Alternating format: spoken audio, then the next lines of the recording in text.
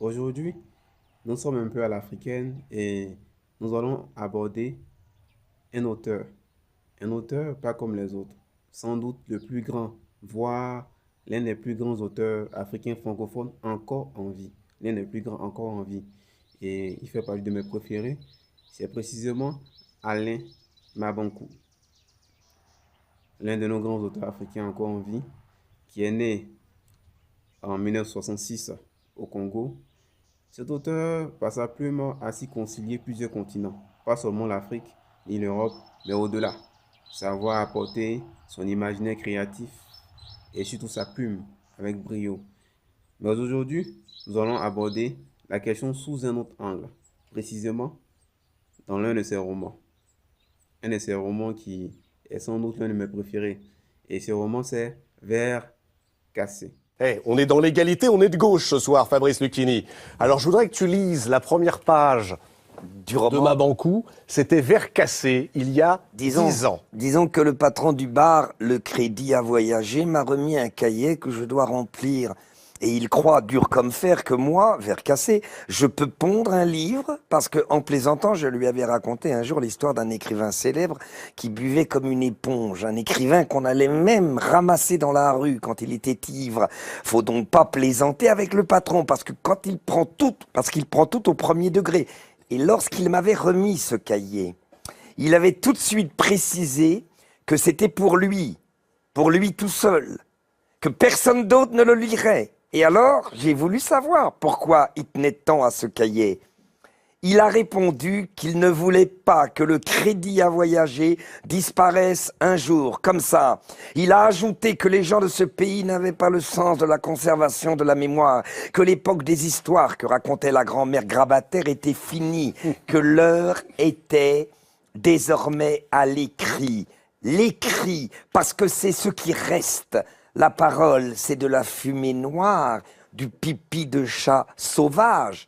Le patron du Crédit à voyager n'aime pas les formules toutes faites du genre « En Afrique, quand un vieillard meurt, c'est une bibliothèque qui brûle ». Et lorsqu'il entend ce cliché bien développé, il est plus que vexé et lance aussitôt « Ça dépend de quel vieillard, arrêtez donc vos conneries, je n'ai confiance qu'en ce qui est écrit ».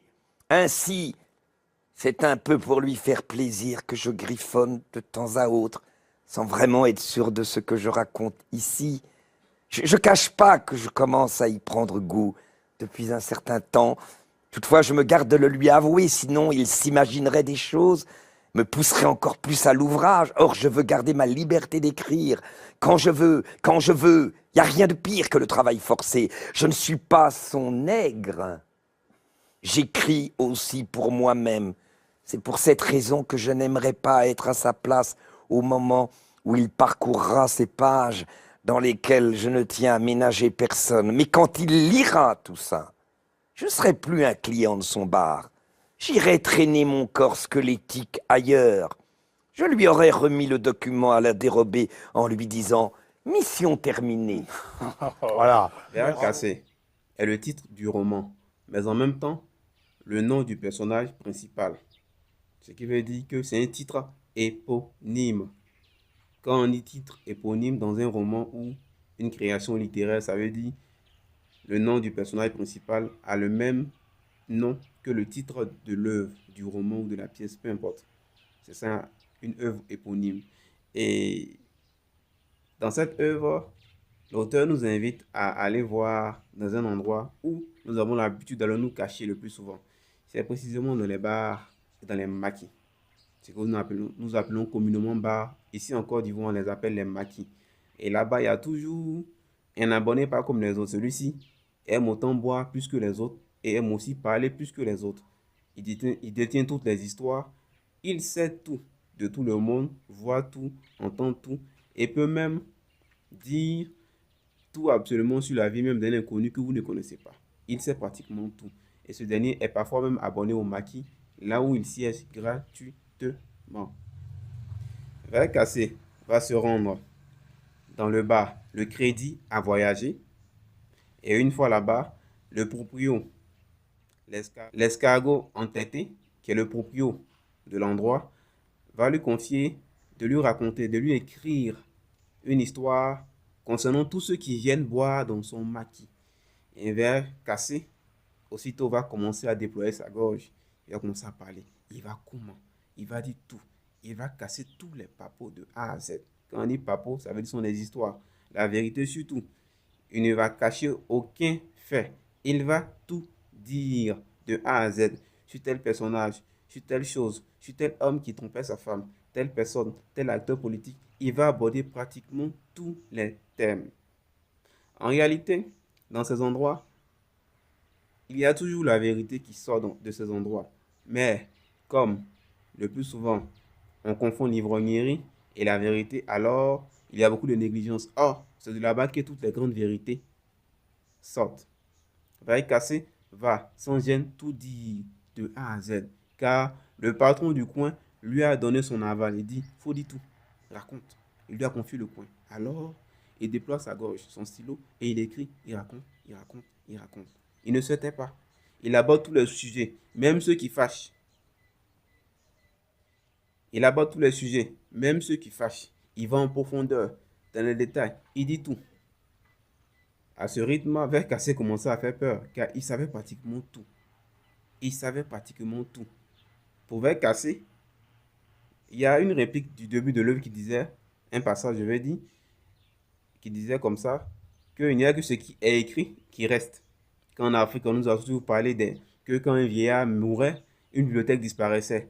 Mais il n'en était rien, car aussi l'écriture aussi restait. Alors, tout ce qu'on sait, si on l'écrivait, pouvait rester. C'est dans cette dynamique, dans cette logique que lui, il décide de comment il veut dire. Il dit. Il n'a pas froid aux yeux. Il parle, il parle. Et plus il parle, plus les autres l'écoutent. Tout le monde est séduit par lui. On vient vers lui. D'autres me veulent et décident même de lui confier leur histoire. Ou bien son histoire pour qu'il puisse raconter aussi. Parce que, à force d'être un habitué du coin, de savoir manier la langue et aussi le stylo, il arrivait vraiment avec aisance à dire certaines choses qui, au-delà de déplaire, avaient fini par plaire. Je t'invite à lire Verre cassé pour mieux t'imprégner de l'histoire et en même temps à découvrir l'auteur si tu ne le connaissais pas. Alain Mabancourt est actuellement même sur les réseaux sociaux, Facebook comme Insta. Et il est vraiment, vraiment un grand auteur. Il a écrit de nombreux livres qui jusqu'à présent continuent de marquer le monde. Et c'est une réalité. Je t'invite à lire Verre cassé. Comme je l'ai dit, la réflexion n'est pas figée. On se prend dans les commentaires. Je t'attends dans les commentaires. Je sais que tu aimes ce genre de contenu. Alors, partage la vidéo, abonne-toi, like et surtout, on se prend dans les commentaires car la réflexion n'est pas figée. À bientôt.